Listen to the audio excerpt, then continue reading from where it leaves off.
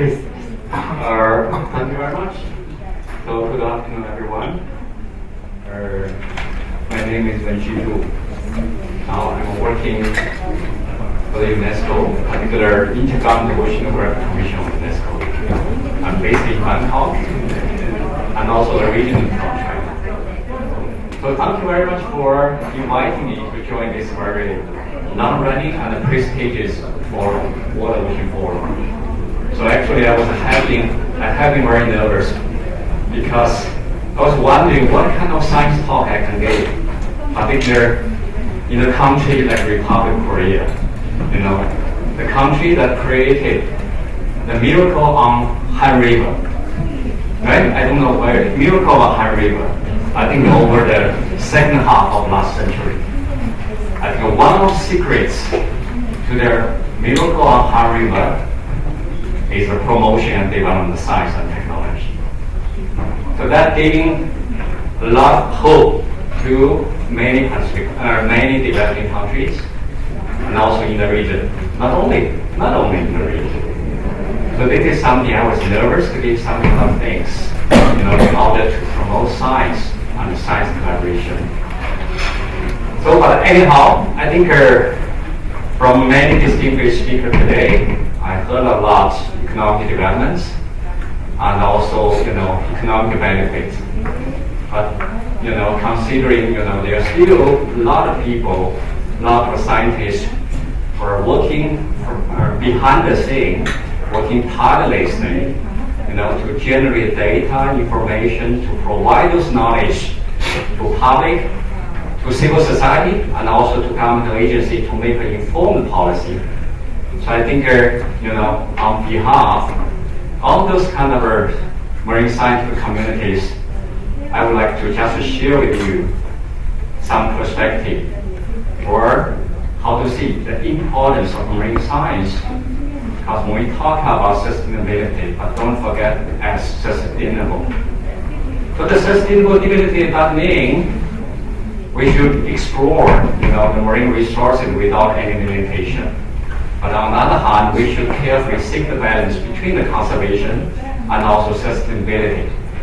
So in that sense, I think this is the role, exactly the role of scientific community to provide good data, information, knowledge to inform policymakers. I think that this is also global trend nowadays.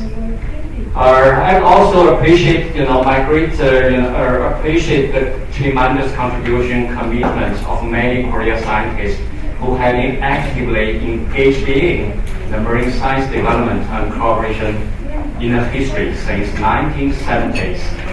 So here, I couldn't name all, our Korean scientist partners. I just named some in order to express my sincere appreciation, including Dr. Yong Hong Lee, and Dr. Hyun Young Kim, or Wan Jung Hee, and Dr. Kwan Song Park, and also Dr. Professor Hyun Tae-ho. I think that since 1970s, several generations of Korean scientists have been committed themselves to promoting collaboration with all, developing countries in the region. I think Korea is definitely the maritime nation that's known, with your country surrounded, by the ocean. So okay.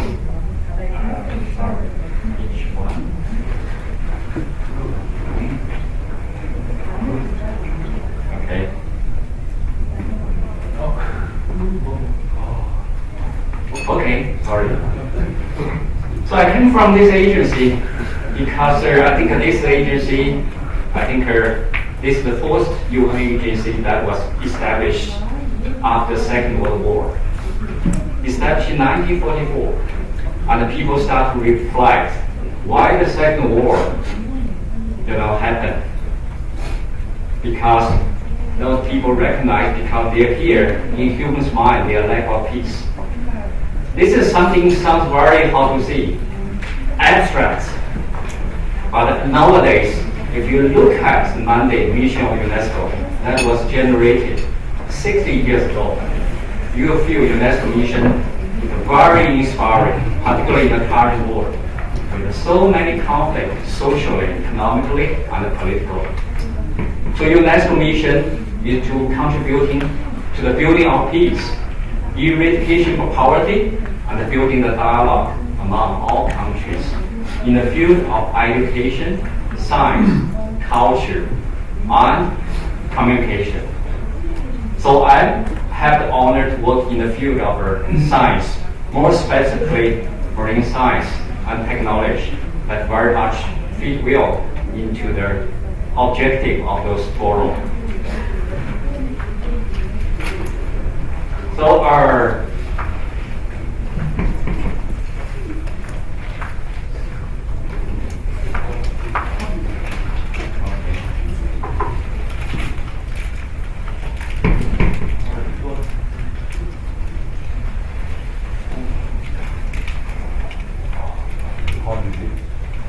So basically scientific funding from the UN, the fourth World Ocean Assessment that has been convened by the United Nations, with the contribution of global-wide marine scientific communities.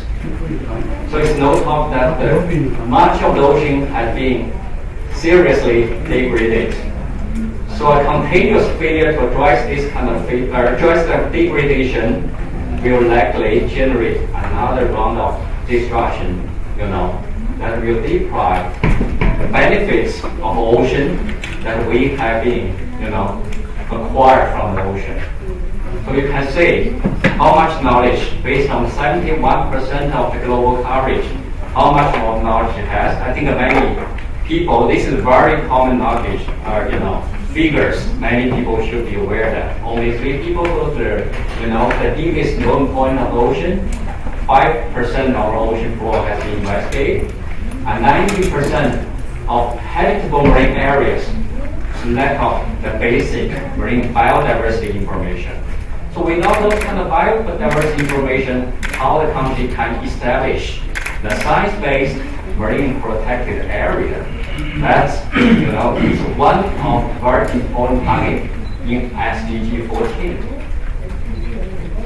So before we start to identify those kind of species in the region, I think this is a very conservative figure. 1 million species are going to become extinct before the people, based on the current investment on ocean science, are going to 1 million at least, going to become extinct before the country have capacity to identify. But that means some species, they become extinct, even we don't know whether they exist on Earth.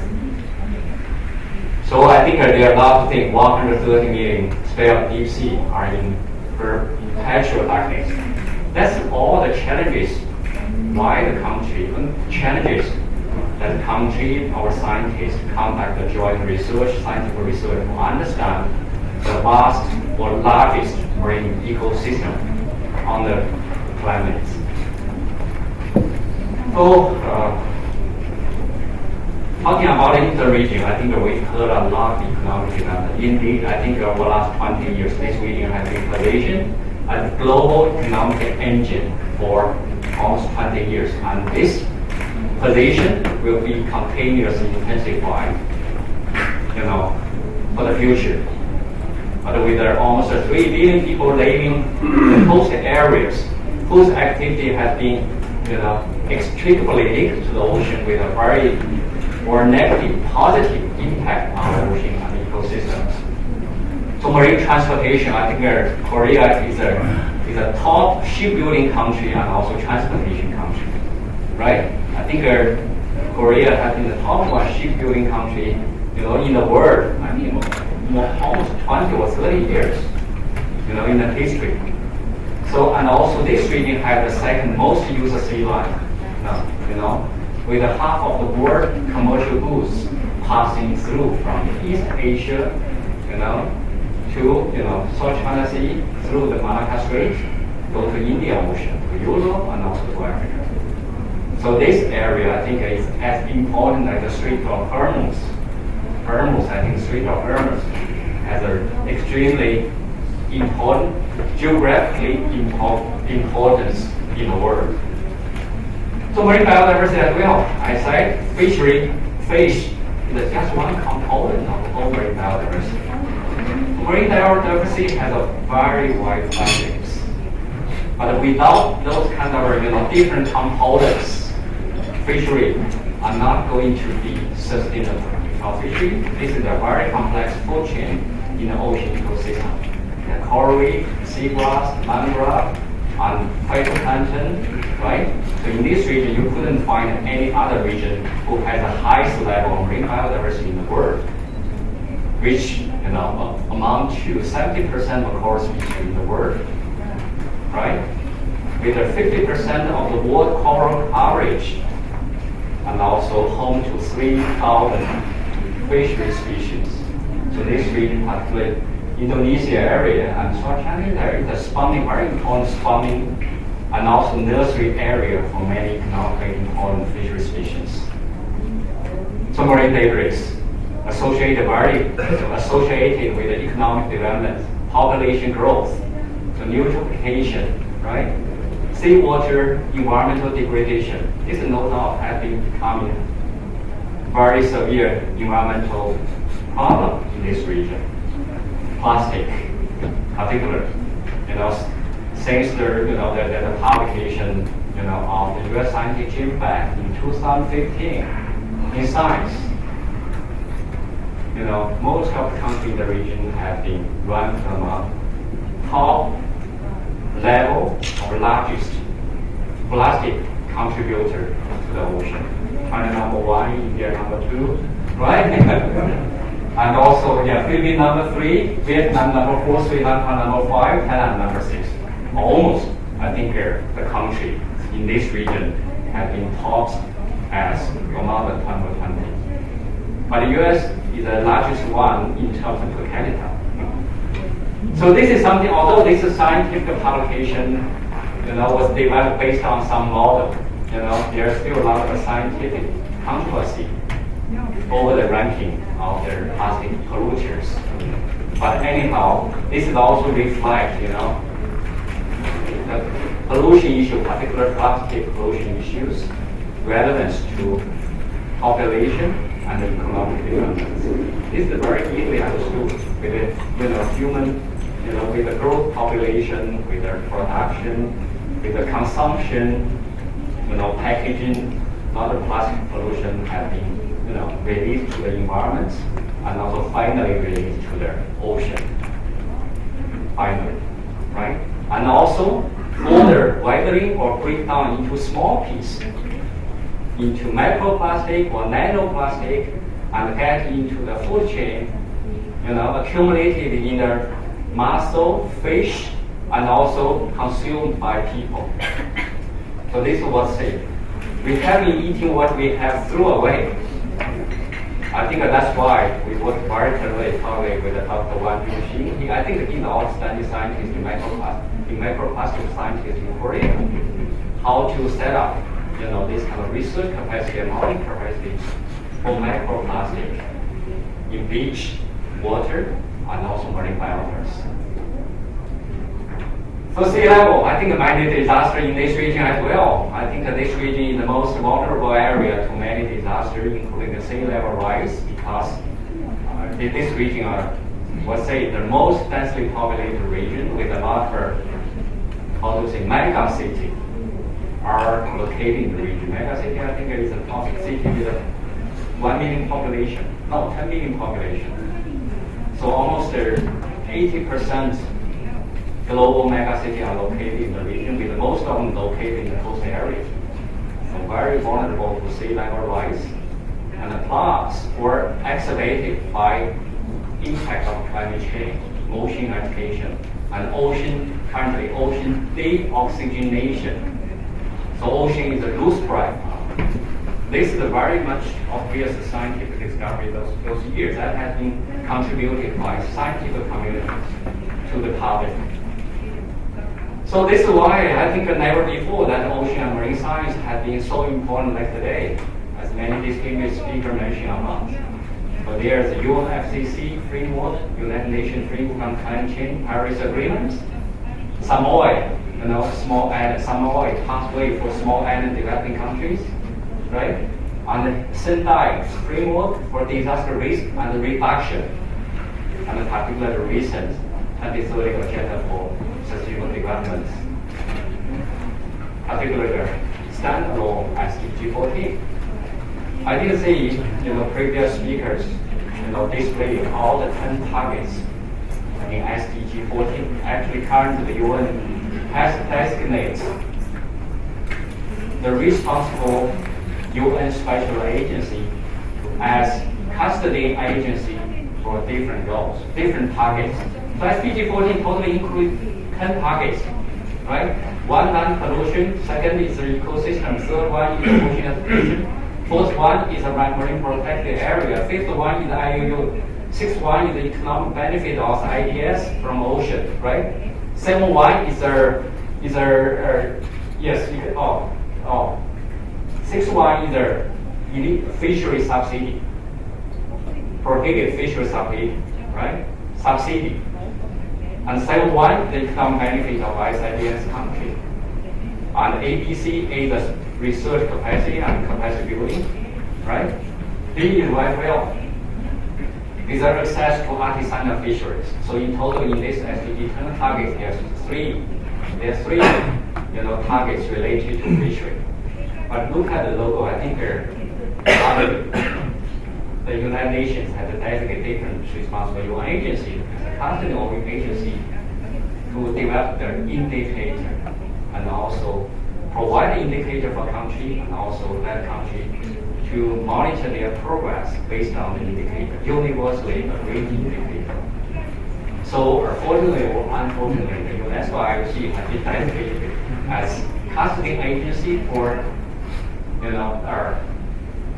ocean education and also research capacity and transport technology. But UNESCO IOC also serves as partner agency with UNEP, FAO, working on other targets. It doesn't mean ocean just included, embodied in SDG 14. I think SDG 14 actually also cut across other SDG, right? Like the safety, like the food security, safety, and also partnership. I think there are totally 17 SDGs. This is just only one. So this is why I would like very much advocate when our colleagues start to think to make investment, to improve the infrastructures, try to explore marine resources, whether we can, consider how much investment has been made to promote, science, to really, invest in science, to enable people to really under the process of the ocean, to understand how the fishery, how those biodiversity, living, in the ocean, and what kind of benefits that be used in a sustainable way. This is like human, right? I think the people are getting used to exploit the benefit from the ocean by taking all the resources, fisheries, taking the coral, but without consideration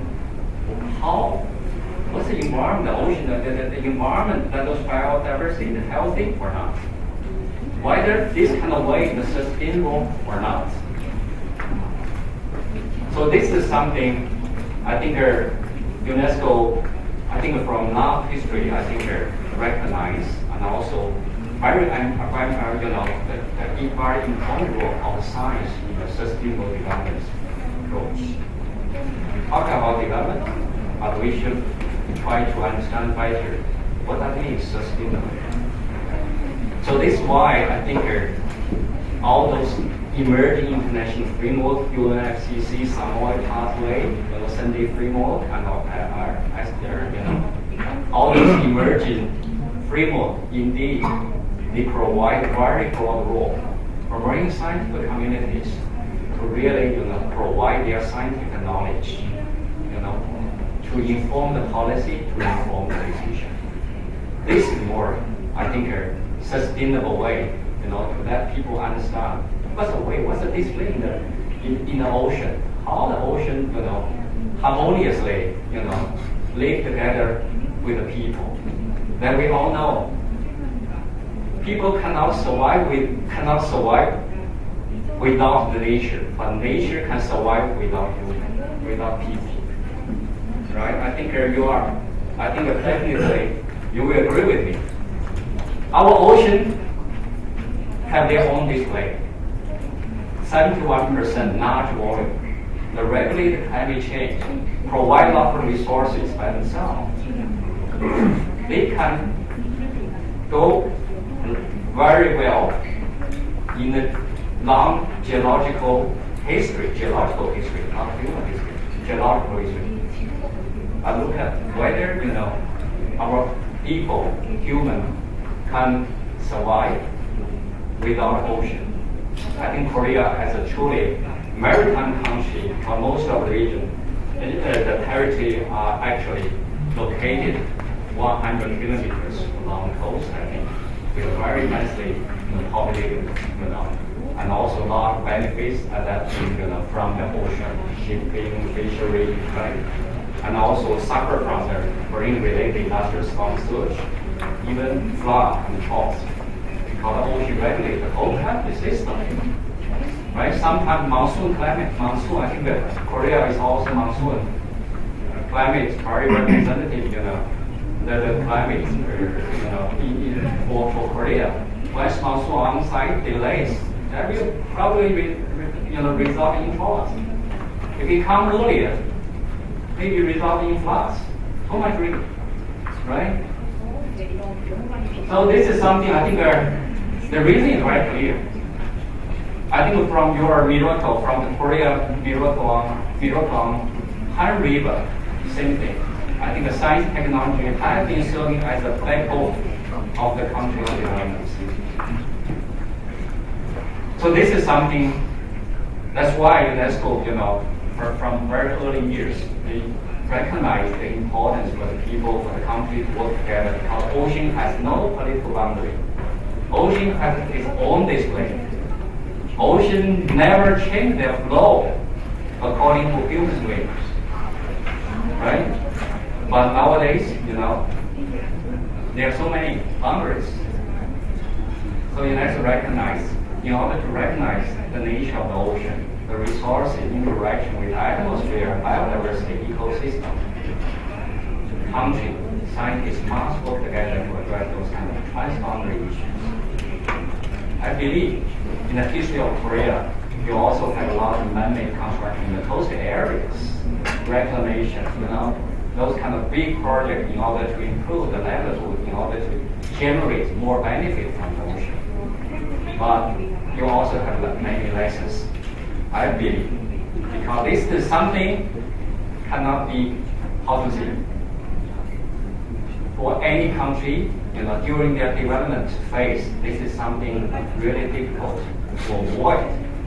People always learn from their lessons, always learn from lessons. But the issue is, there are so many developed countries. You have gone through that kind of period, whether you can share your good experience, share your lesson, not only good experience, but also your bad experience with those countries still in developing stage, like large countries in Southeast Asia. I saw many people, I have based in Macau for over 10 years. Although I came originally from China, as a U.S. people, I stayed there for 10 years. It's become my second home country. I traveled, based in Macau, traveled Malaysia, Indonesia, Vietnam, Singapore, quite often. I saw the similar things, happening, right? So this is something we have been working with our country, with our people, in order to strengthen, science policy interface. I really, encourage our science to work more closely with the decision on the policymaker, to enable policymakers to really get some kind of information before they start to make a decision. And also we develop a lot of vision under, service on safeguarding biodiversity ecosystem health. And last one is most important, developing the capacity. The capacity not just, one training, two trainings. The capacity, in my understanding, is really how to power the people how to empower the people, teach them the science, how science is important. Every decision, policy, you should try as far as possible to be made based on sound science. Yeah. So this is something, several slides, just to give you a very quick snapshot of how we work with countries and regions.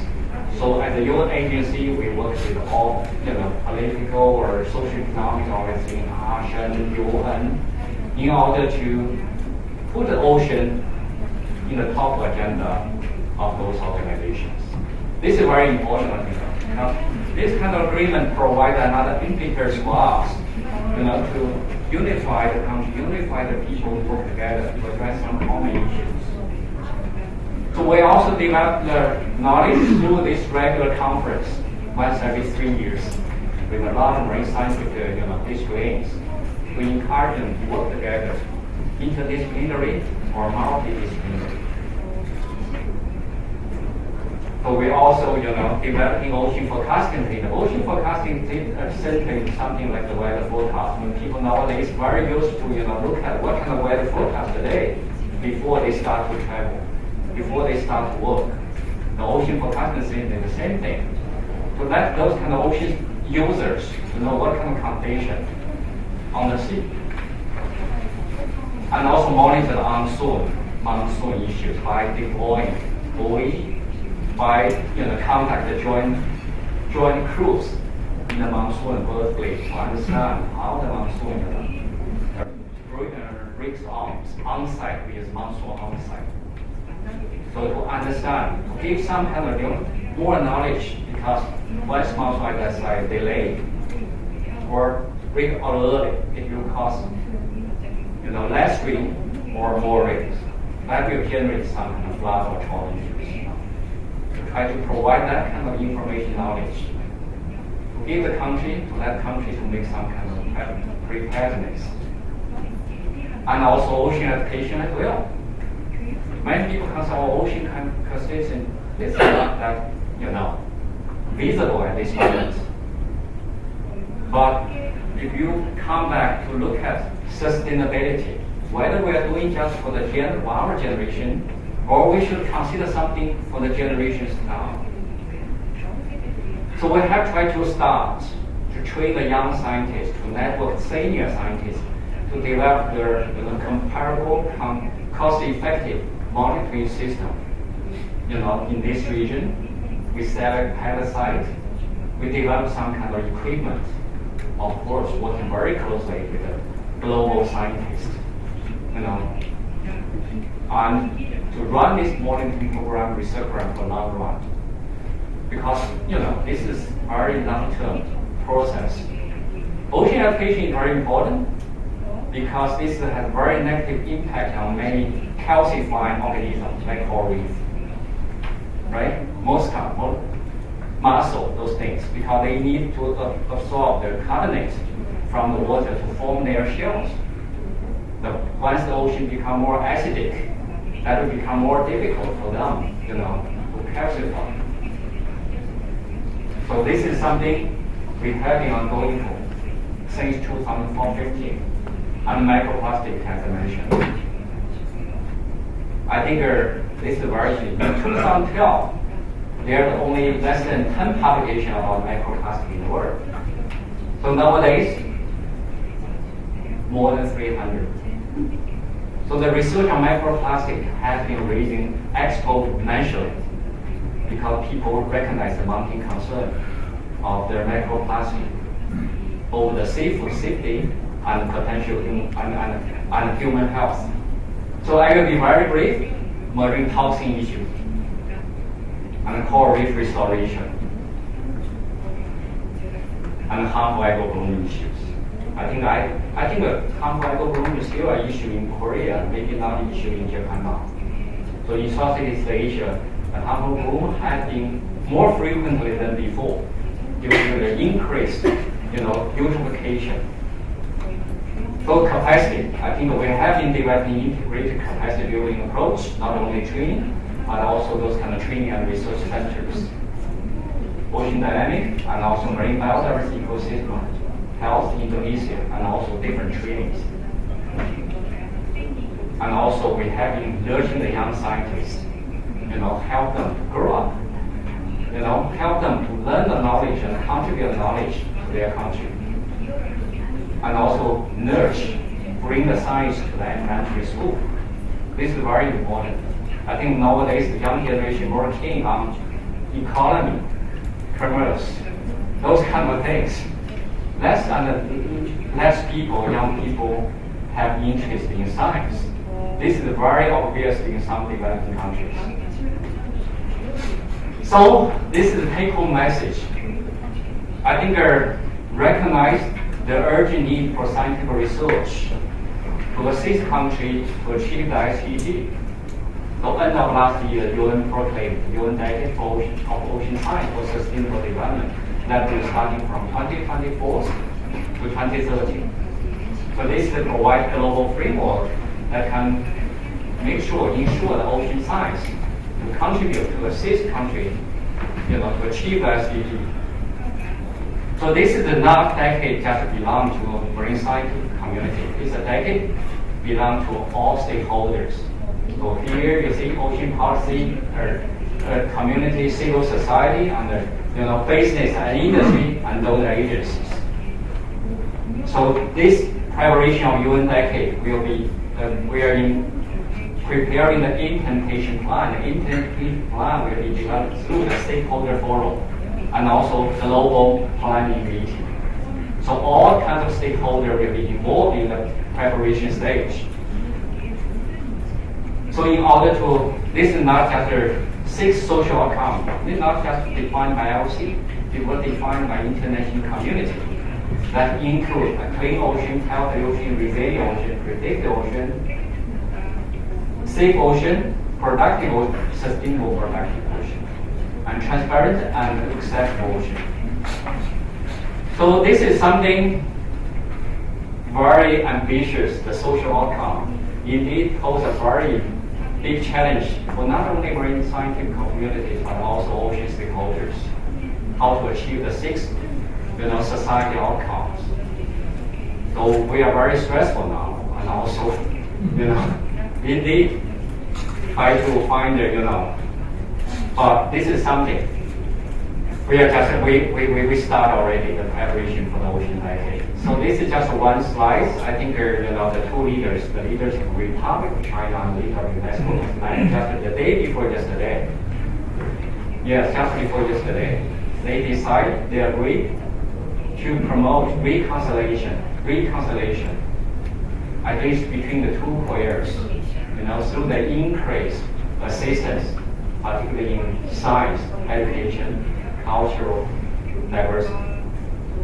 So this is something, thinking about UN framework for the next 10 years, thinking about the high-level political commitments, what we can do from now on. So in that sense, I really want to bring the message, because I don't have clear answer at this moment, but I come here with our very strong willingness, to further strengthen our collaboration with the Korean marine scientific community, with our ocean stakeholders, try to, particularly assist those kind of developing countries, and also including North Korea, because North Korea is also our one member country. I traveled to North Korea in 2004.